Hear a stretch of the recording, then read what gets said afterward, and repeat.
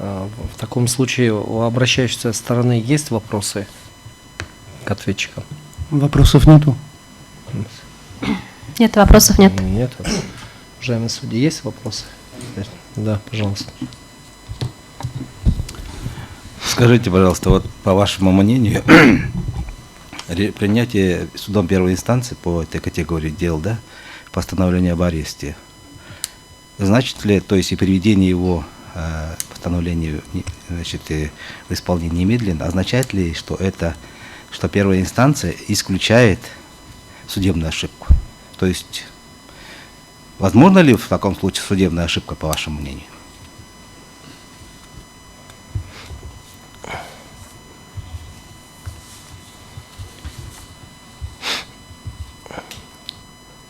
Возможно ли вопрос...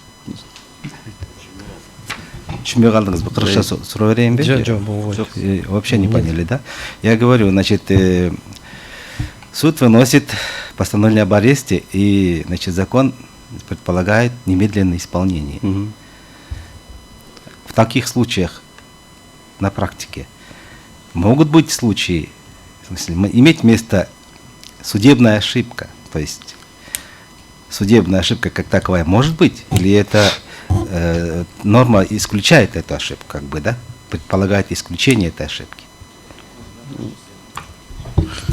Да. Вот, ответ на вопрос я бы ответил так, что, ну, если мы будем считать, что да, в процессе, на практике какая-нибудь ошибка, возможно, может быть, но лицо, которое привлекается к ответственности, может обжаловать, то есть это решение в апелляционном порядке.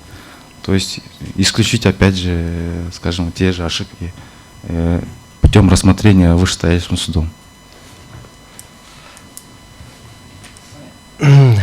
Так. Есть еще вопросы, да? Миргуль Раскулбековна, пожалуйста. Значит, скажите, пожалуйста, вот в своем докладе вы все-таки такие общие понятные вещи сказали, что есть арест, для чего это делается. Но вопрос стоит же в другом. Здесь же представители говорят о таких соотношениях тех процессуальных сроков обжалования и вопрос немедленного ареста, да, и сроков обжалования. Вот по этому вопросу что бы вы могли сказать?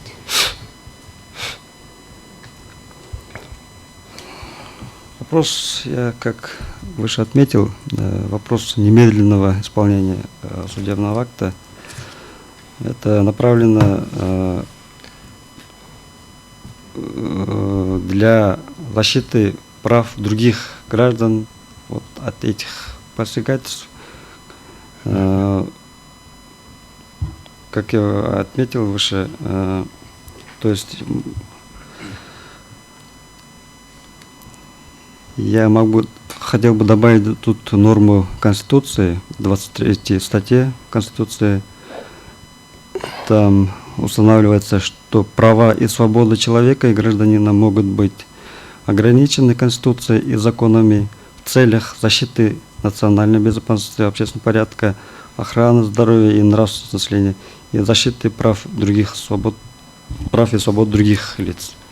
Значит, вы считаете, что та норма, которая установлена законодателем, которая обжалуется, это некое ограничение, да, если вы ссылаетесь на эту норму Конституции? Ну, я не могу сказать, что прям ограничивает полностью, но это есть свое основание. Я же ответил, что в целях защиты прав других лиц. У вас есть что добавить, да? Пожалуйста.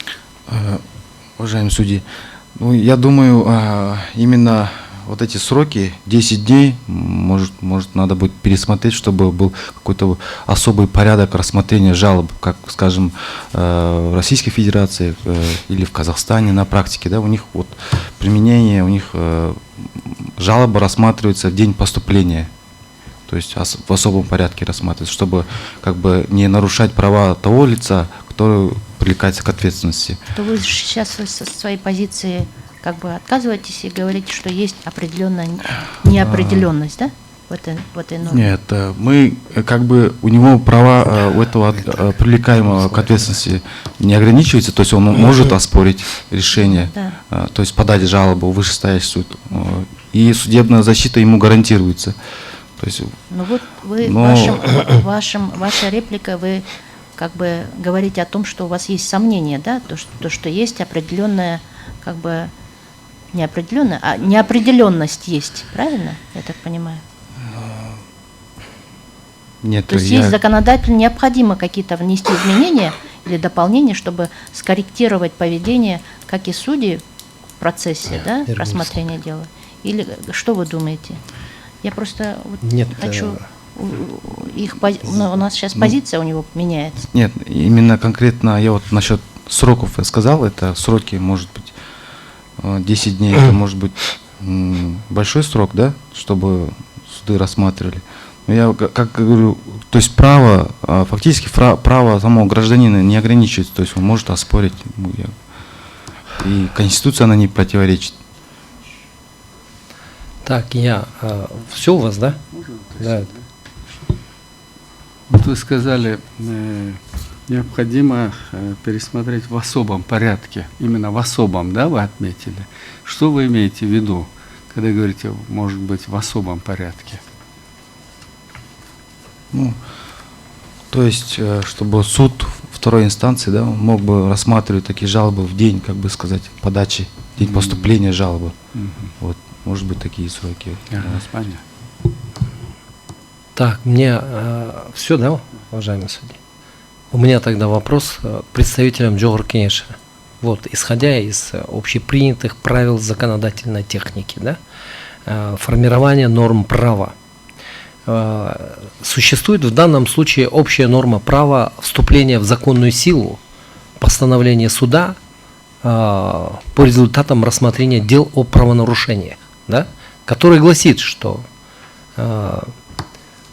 подобные постановления вступают в силу с истечением срока обжалования. Это общая норма касательно всех видов постановлений, которые принимаются судами. Так? И в этом, вот исходя из вот этой ситуации, что преследовал законодатель, описывая, скажем, какой-то иной порядок вступления в силу, да, вот постановление об одном из видов наказаний по делам о правонарушениях. В данном случае речь идет об аресте. Ну, я думаю, законодатель это учитывал с целью, то есть учитывая, что административный арест он применяется к физическому лицу в целях восстановления правопорядка и воспитания лица, а также предотвращения совершения новых правонарушений. Я сейчас не да? спрашиваю о причинах, да? Да. Это я понимаю, в общем-то, в целом причины. Я говорю вам, да, о правилах вообще написания норм права. Вот вы сотрудники аппарата Джохор Кенеша, да? Через вас проходят многие законопроекты. Я об этом спрашиваю. Я спрашиваю о том, из каких побуждений в данном случае вы пошли, например, вот есть общая норма, да? И она соответствует этой общей норме, как вы думаете? Потому что есть разные виды наказания за совершение правонарушения, да? Правильно? Разные виды. Но есть общий порядок вступления в силу подобных решений судов. Общий порядок, который гласит, что вступает в силу по истечении срока обжалования. То есть он касается всех, да? Это общая норма. Но в то же время, описывая одну из форм наказания, да, или санкции, скажем, за совершенное правонарушение, здесь описывается, что постановление об аресте исполняется немедленно. В чем логика в данном случае законодателя заключается? Я понимаю причины, о которых вы говорите. Но именно вот этот порядок регулирования данных правоотношений, порядок регулирования, да, вот этой правовой ситуации, да, между прочим, простейшей ситуации,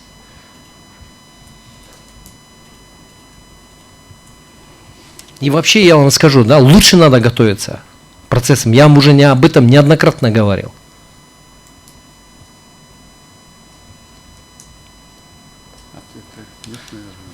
Нету ответа, да? Если нету, ладно, присаживайтесь. У меня ответ к обращающейся стороне.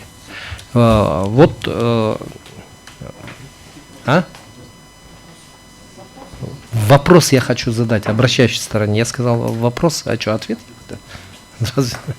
Ну, наверное, из-за болезни.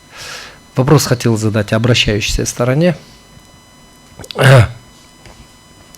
Вы логику услышали, да, законодателя? Есть разные виды правонарушений. В том числе есть на сегодняшний день, это буквально бич нашего общества, это семейное насилие, да? Семейное насилие. И вот вы предполагаете, что вот все равно нужно дать, да, время. Вот человека привели из дома, который там до смерти избил членов своей семьи, да? И вы предполагаете, что ему надо дать еще 10 дней для того, чтобы дать возможность ему, я не знаю, там, воспользоваться правом пересмотра судебного акта правонарушения, да? Давайте исходить не только из формальных требований каких-то, да, в том числе конституционных положений, которые нужно понимать еще и по сути. У вас есть ответ на этот вопрос? Да. Отвечая на ваш вопрос, я сейчас могу ошибаться, так как я, честно говоря, полностью не помню все нормы Уголовного кодекса, но что Сейчас касается... речь не идет да, я понимаю, о Уголовном кодексе. я понимаю, но если мне память не изменяет, в Уголовном кодексе есть статья о семейном насилии, и если был нанесен тяжкий вред здоровью, то это будет рассмотрено в рамках... Я сейчас говорю о нарушении, да, не являющееся уголовным преступлением, да, а которое оценивается в рамках Кодекса о правонарушении. Вы сказали, до смерти избил. Ну, я это так образно сказал. Например, ребенка ударить, я вам просто пример приведу, да? И был такой случай. Ребенка ударит, который потом впоследствии умер, а первоначально определили просто синяк там грудной клетки. И, в общем-то, обследовали, посчитали, что это, в общем-то, ну, в рамках правонарушения, которое раньше называлось административным правонарушением, что это, в общем-то, проступок, да, не преступление. Речь вот о чем идет. Можно ведь по-разному оценивать эти ситуации, правильно? И насилие может быть не только физическим. Ну вот, логика законодателя в том, что семейное насилие, эта статья, арест вводится... Подождите. Вообще вы не пытайтесь детализировать это. Я вам просто образно привел пример. Я тоже хочу... Я говорю о том, что... Тогда не говорите о семейном насилии. Я говорил о том, что вообще, да, что есть разные виды правонарушений, разные виды проступков. И вот, исходя из вашей ситуации, вы просите пересмотреть вот всю ситуацию в целом. Да, потому что логика законодателя в нынешней формулировке звучит, что телега стоит впереди лошади.